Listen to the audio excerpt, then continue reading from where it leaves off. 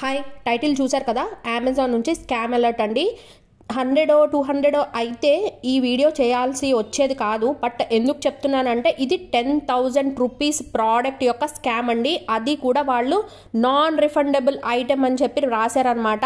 ఇది వాళ్ళు ఎలా సాల్వ్ చేస్తారనేది చూద్దాము. అసలు ఏం జరిగింది ఏంటి అనేది మనం వీడియోలోకి వెళ్ళిపోదాము. ఎక్కడ స్కిప్ చేయకుండా చూడండి.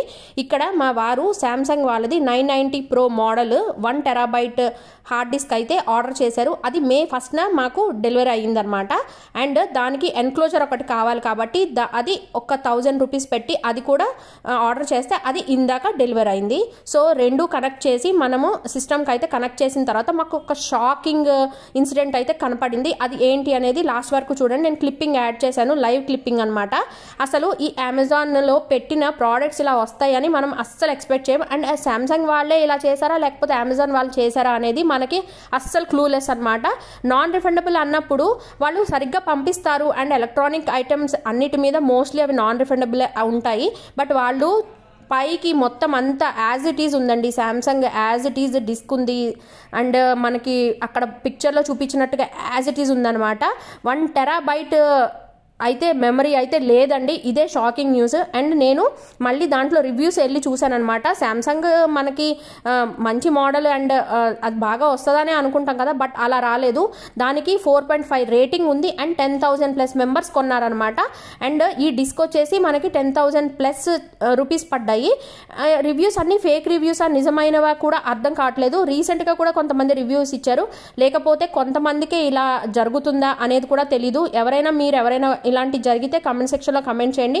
అండ్ ఎక్కువ ఇలాంటి గ్యాడ్జెట్స్ ఆన్లైన్లో కొనే వాళ్ళకు కూడా ఈ వీడియోని తప్పకుండా షేర్ చేయండి.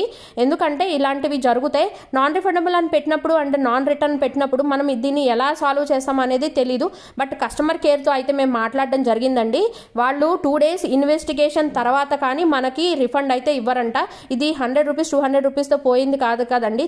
10,000 rupees and 1,000 rupees with enclosure అనమాట. మీకు అన్ని డీటెయిల్స్ ఇక్కడ యాడ్ చేశాను, చూసారా? ఇక్కడ మనకి యాజ్ ఇట్ ఈజ్ సేమ్ మనకు పిక్చర్లో ఏమైతే ఉందో అదే చేతిలో అయితే కనిపించింది ఇక్కడ. అండ్ మేము రెండు ప్లగ్ చేసి చూసామన్నమాట.